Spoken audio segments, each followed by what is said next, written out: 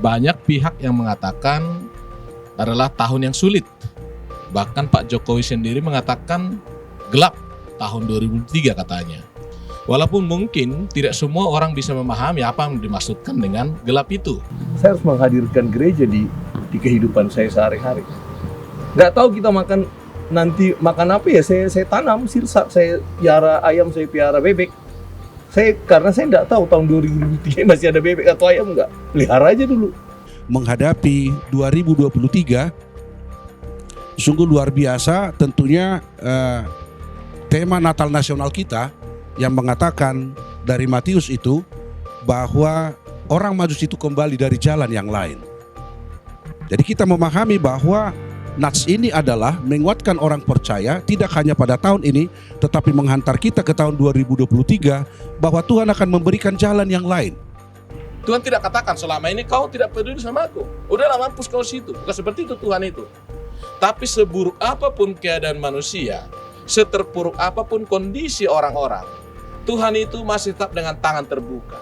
Dan sangat jelas ya, ajakan Tuhan Yesus yang sangat lembut itu, marilah kepadaku semua. Kita jangan berbicara bagaimana peran gereja untuk tahun 2023. Ya, kita flashback dulu lah. Bagaimana peran gereja di tahun-tahun sebelumnya? Apakah sudah benar? Bagaimana di internalnya? Apakah sudah diperbaiki? Ketika sudah di internalnya sudah diperbaiki, ayo kita sama-sama. Sejauh satu halaman, sana alamat doa satu balian.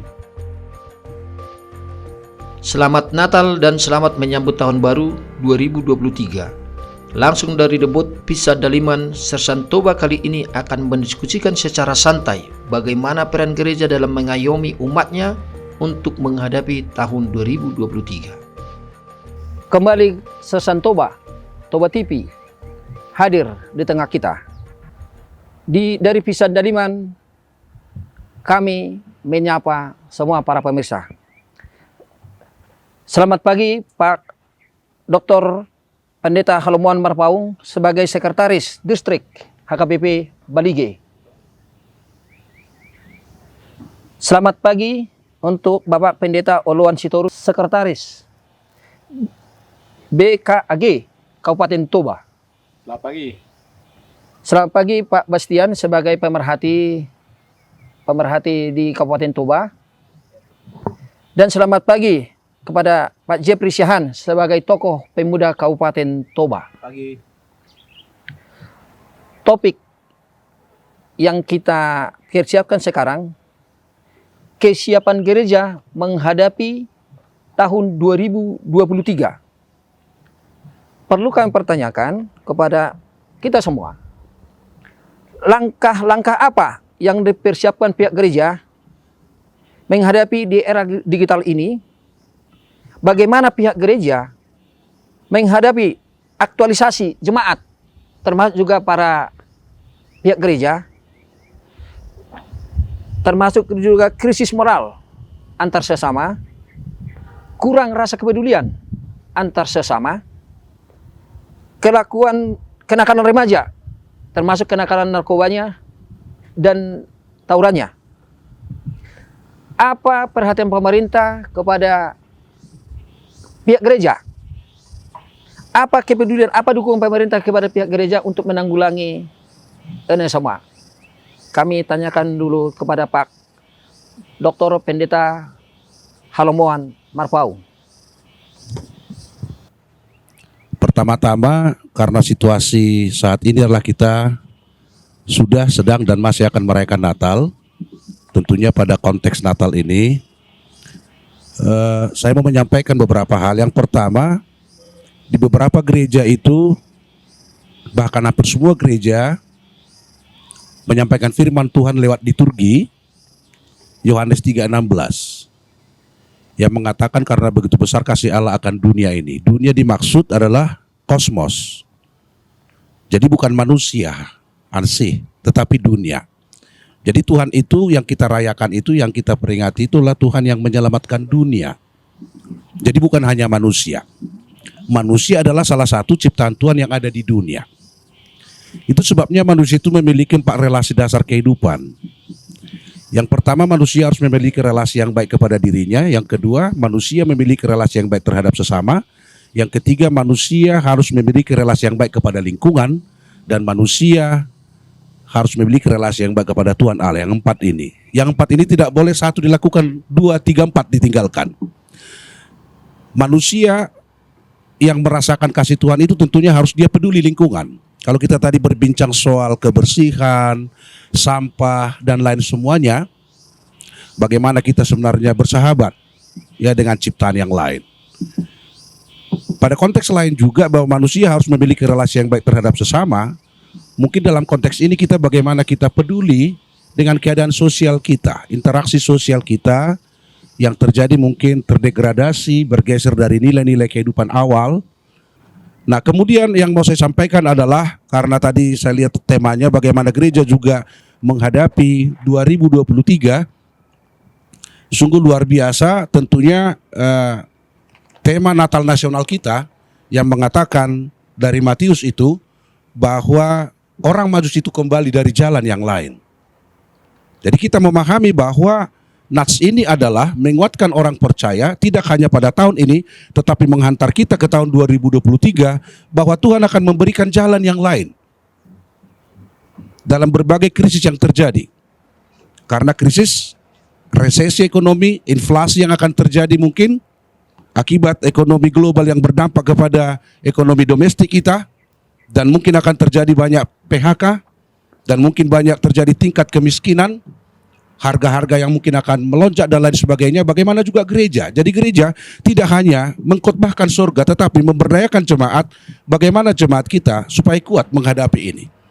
Ketika terjadi krisis ekonomi, terjadi kelaparan, dan terjadi sesuatu yang sangat luar biasa di tengah-tengah umat Tuhan, pada zaman Ishak itu, dalam Kejadian 26 itu, Tuhan mengatakan kepada Ishak, kamu jangan pergi meminta pertolongan kepada Mesir, kepada yang lain, tetapi kamu berdiam di negerimu. Ingat dua kata Tuhan katakan kepada dia, aku besertamu. Yang kedua, aku memberkatimu. Ternyata Ishak yang setia dan yakin kepada Tuhan, dia menabur dan dia menanam sehingga dia mendapatkan 100 kali lipat hasil pertaniannya, sehingga di tengah-tengah krisis iman tetap eksis. Ini menurut saya. Terima kasih Bapak Sibarani. Gini Amang, kemarin saya mengikuti Natal. Di situ ada sangkut pautnya terhadap itu yang bilang, Pak, kau akan dirindukan oleh para pendosa yang mencuci dosa dengan hangat air mata. Mungkin salah satu supaya ini banyak nanti pendosa-pendosa yang kembali lagi ke jalan yang benar.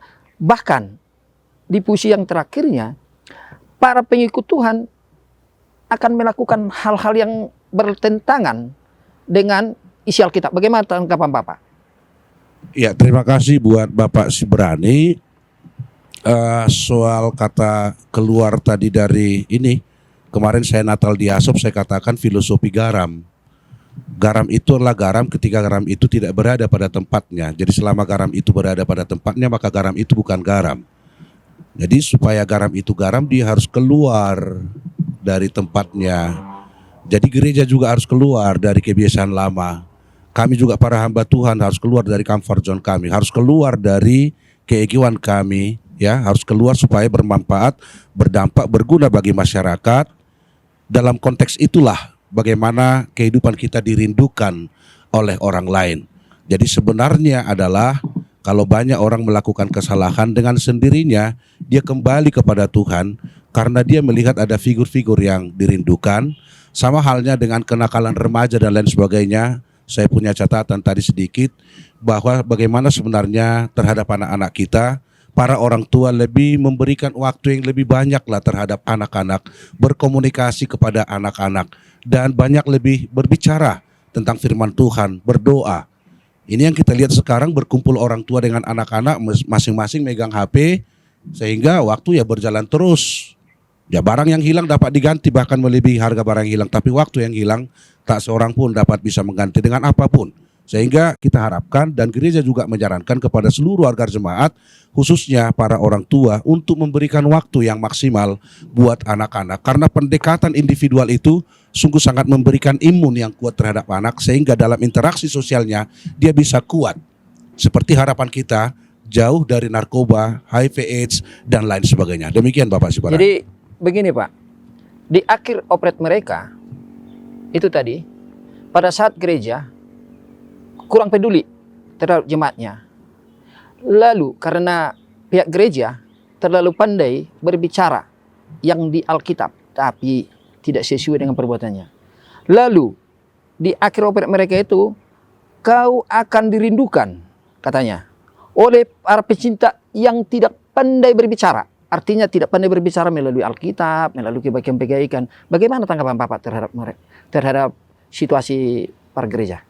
Sebenarnya yang kita butuhkan secara konteks umum bukan hanya soal pandai berbicara sekarang. Jadi orang sekarang kan sudah kritis. Jadi orang tidak hanya melihat narasi-narasi lagi, tapi lebih kepada action. Jadi action yang terbaik sebenarnya itu dalam ilmu pendidikan seperti guru, ya guru tidak boleh mengatakan kepada anak, lakukan seperti apa yang saya katakan, tetapi lakukanlah seperti apa yang saya lakukan. Jadi yang terbaiknya adalah bagaimana kita memberikan teladan, khususnya bagi generasi-generasi muda, dan supaya mereka kuat dalam menghadapi perkembangan zaman, khususnya zaman yang kita hadapi sekarang bahkan ke depan adalah zaman yang semakin canggih.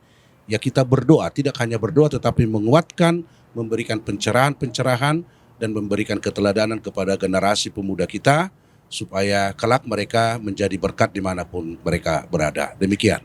Terima kasih Pak. Jadi kembali ke Pak Uluan tadi, bagaimana sikap sebagai pendeta Uluan Sitorus MTH, Sekretaris Badan Kerjasama Antar Gereja. Silakan Pak. Tahun 2023 telah banyak pihak yang mengatakan adalah tahun yang sulit. Bahkan Pak Jokowi sendiri mengatakan gelap tahun 2023 katanya. Walaupun mungkin tidak semua orang bisa memahami apa yang dimaksudkan dengan gelap itu. Apakah karena krisis energi seperti yang sudah mulai terjadi di Eropa, sehingga akan terjadi kegelapan, atau arti yang lebih luas.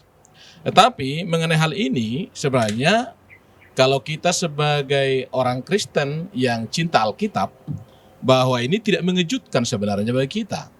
Karena itu sudah dinubuatkan oleh firman Tuhan yang mengatakan bahwa pada hari-hari terakhir akan datang masa sukar. Jadi kalau kita menghadapi atau menyikapi ini, menurut saya ini hanya penggenapan nubuatan Alkitab. Jadi sebenarnya tidak perlu mengejutkan bagi kita. Tapi bagaimana kita boleh menghadapi ini? Ya jelas memang kita harus merendahkan diri di hadapan Tuhan. Sebab Tuhan tahu masa depan. Tuhan masih tetap Tuhan. Tahun 2023 pun dia masih tetap Tuhan. Dan Tuhan itu berjanji akan setia menyertai umatnya. Orang yang percaya kepada Tuhan itu tidak perlu takut. Karena ada juga janji Tuhan mengatakan bahwa dalam segala perkara Tuhan turut bekerja mendatangkan kebaikan bagi orang mengasihi Tuhan. Jadi sebenarnya apa yang harus kita lakukan? Apa yang gereja harus lakukan? Ya, kalau menurut saya yang gereja harus lakukan adalah ya membawa semua jemaat ini untuk semakin mendekatkan diri kepada Tuhan. Kalau di HKIP dulu ada seperti semacam renungan harian atau tabloid mungkin itu Pak Jonok Hamuma itu Batak katanya. Menurut saya memang itulah kuncinya. Dan seperti yang sudah dikatakan oleh Pak Marpaung bahwa Yesus itu adalah jalan dan kebenaran dan hidup. Nah, memang sudah sangat jelas tadi dikatakan bahwa kalau memang kita mengandalkan Tuhan, Tuhan pasti akan beri jalan. Kalau ada yang di PHK tadi, seperti yang dikatakan, ya kalau kita mengandalkan Tuhan, pasti Tuhan akan memberi jalan. Nah memang di dalam Alkitab sangat jelas dikatakan bahwa orang-orang yang menanti-nantikan Tuhan itu pasti akan diberkati Tuhan. Tuhan itu baik bagi orang yang berharap kepadanya. Makanya ya saya sampaikan dari sini, sesulit apapun tahun 2023, baik masalah ekonomi, baik masalah krisis moral, dan tadi yang sudah disebutkan, memang yang harus kita lakukan adalah, mari kita sadar bahwa kita masih punya tempat pengaduan, yaitu Tuhan. Tuhan yang bisa mengendalikan segala sesuatu. Dia adalah Tuhan yang berdaulat atas alam semesta. Dan tidak ada sesuatu yang terjadi tanpa seizin Tuhan. Makanya kita bersyukur kita punya Tuhan pencipta langit dan bumi. Kalau kita datang merendahkan diri kepadanya, Tuhan pasti akan tolong kita. Jadi menurut saya tidak ada yang perlu ditakutkan. Asal kita datang kepada Tuhan dan meminta bimbingannya. Kalau kita sadari kita selama ini sudah lalai, tidak sungguh-sungguh mencintai Tuhan, ya memang kita harus merendahkan diri. Kita harus minta ampun atas segala sikap-sikap kita yang selama ini tidak mempedulikan Tuhan. Dan kalau ketika kita pun dalam kesesakan, dalam kesukaran, datang kepada Tuhan, Tuhan tidak menolak kita. Bahkan Tuhan mengatakan, berserulah kepadaku pada waktu kesesakan. Jadi artinya, Tuhan itu tidak misalnya setelah kita tersesat, lalu kita datang padanya, dan kita berseru, Tuhan tidak menolak. Tuhan tidak katakan, selama ini kau tidak peduli sama aku. Udahlah, mampus kau situ. Bukan seperti itu Tuhan itu. Tapi seburuk apapun keadaan manusia, seterpuruk apapun kondisi orang-orang, Tuhan itu masih tetap dengan tangan terbuka. Dan sangat jelas ya, ajakan Tuhan Yesus yang sangat lembut itu, marilah kepadaku semua yang letih lesu berbeban berat. Aku akan memberi kelegaan kepadamu. Saya sangat bangga, sangat senang dengan janji-janji Tuhan, bahwa Tuhan itu bukan hanya memberkati orang-orang baik, tapi Tuhan itu dengan tangan terbuka menanti-nantikan orang yang sudah sangat terpuruk pun oleh karena perilakunya. Tapi Tuhan itu selalu dengan tangan terbuka mengatakan, mari kepadaku. Mungkin itu, terima kasih. Terima kasih. Jadi sebagai tokoh pemuda Toba, bagaimana tanggapan Pak Jeffrey terhadap peran gereja terhadap masyarakat Toba? Dari tadi saya mendengarkan ya masukan-masukan bahasa dari bapak-bapak pendeta ini. Sebenarnya itu menurut saya gimana ya? Bisa diterima, bisa enggak. Itu kan secara teori sebenarnya. Nah, sekarang kan seperti topik yang kita bahas sekarang ini, bagaimana peran gereja untuk tahun 2023. Nah, kita flashback dulu bagaimana peran gereja di tahun-tahun sebelumnya. Apa yang salah? Apa tantangan? Seperti sekarang menurut saya tantangan gereja ada 3. Yang pertama itu anak-anak muda yang pesimis dengan agamanya sendiri. Yang kedua, masih adanya gereja yang masih banyak gereja yang menyerukan perbedaan. Yang ketiga, terpecahnya gereja. Nah, kita perlu tanda tanya ini. Di zaman yang semakin berkembang, banyak muncul, ya jujur aja, kita nggak usah ini, banyak muncul gereja-gereja yang baru, berlomba-lomba membuat gereja. Nah, itu salah satu tantangan loh. Bagaimana kita mau seperti topiknya tadi, menghadapi tahun 2023. Sementara di internal kita sendiri aja tidak bisa kita selesaikan permasalahan internal. Untuk peran gereja untuk tahun 2023 ada satu ayat yang saya agak sampai sekarang saya pegang itu. Kalau nggak salah Matius berapa itu, kamu adalah garam dan terang dunia. Nah, garam seperti yang dibilang Pak Pendeta Mapong tadi, garam. Kalau dia masih di situ, garamnya garam. Tapi setelah garam itu larut, barulah terasa itu namanya garam. Nah, bagaimana kita menjadi garam dan terang dunia, itu yang harus dijabarkan oleh gereja. Kira-kira seperti itu. Jadi tadi tentang peran anak muda ya, yang krisis moral. Di situ dikatakan tentang akun-akun ya, gadget. Kau dilahirkan di tengah wabah pandemi yang linglung dirundung dosa. Tadi Pak Jeffrey mengatakan bahwa tidak cukup hanya peran gereja, peran orang tua. Jadi aku minta saran dari Pak Jeffrey kepada pihak gereja. Pihak gereja, bagaimana cara pihak gereja supaya lebih dekat lagi kepada para generasi muda dan orang tua.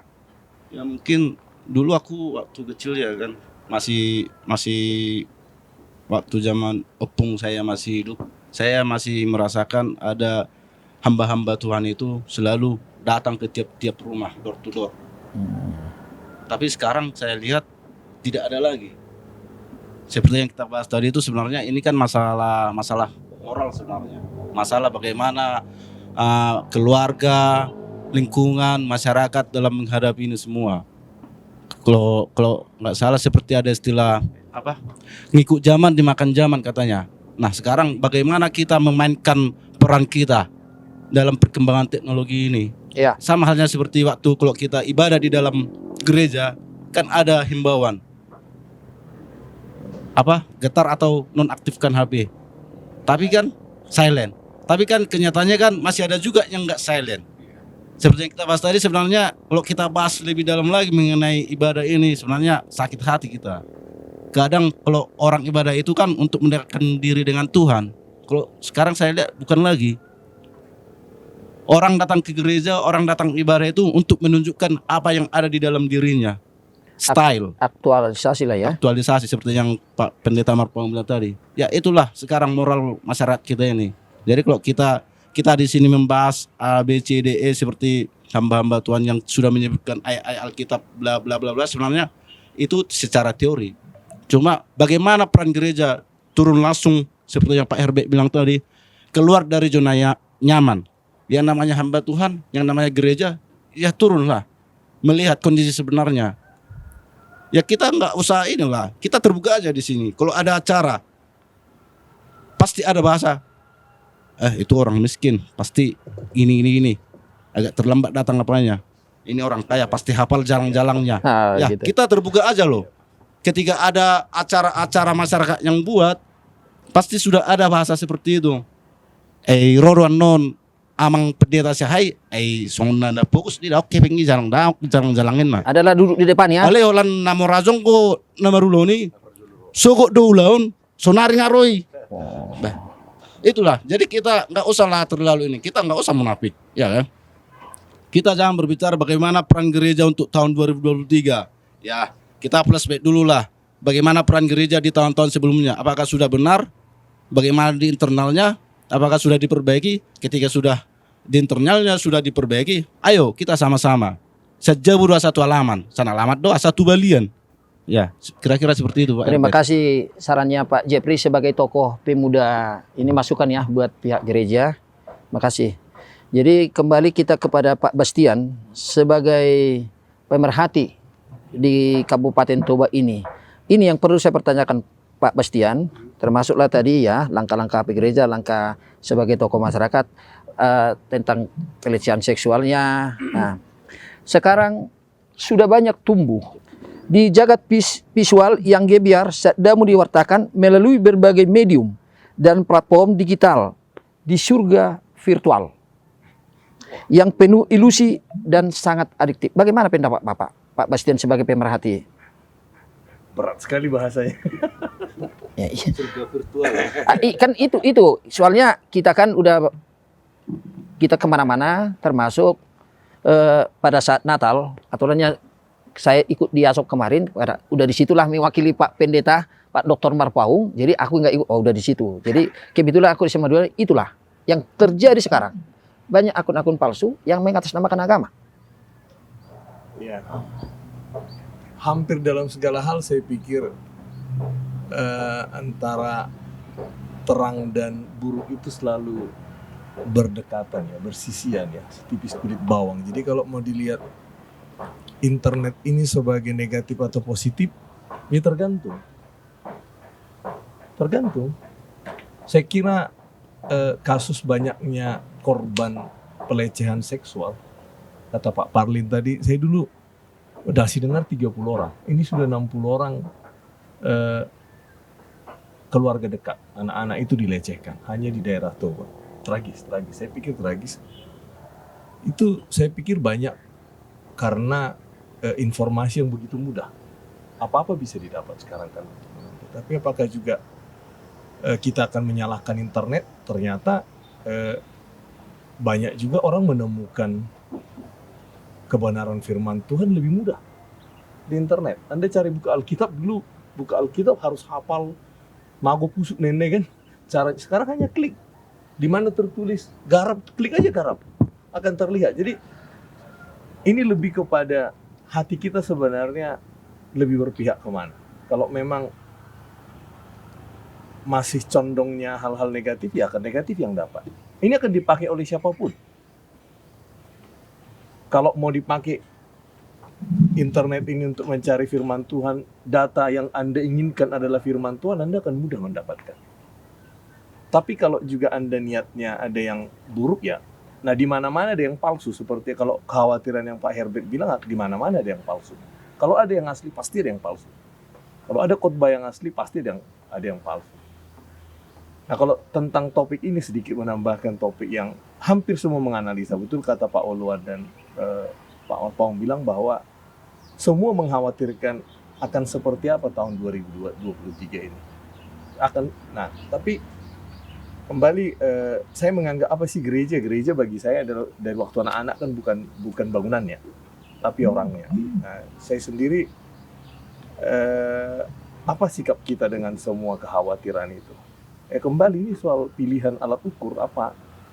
Kalau jujur aja, kalau memang Bapak bilang tempat ini indah, ini karena kita kerjakan, karena surga ini kita hadirkan di sini, Pak. Setiap pagi Bapak bisa dengar burung-burung di sini, ya memang karena saya merasa saya gereja, saya harus menghadirkan gereja di kehidupan saya sehari-hari.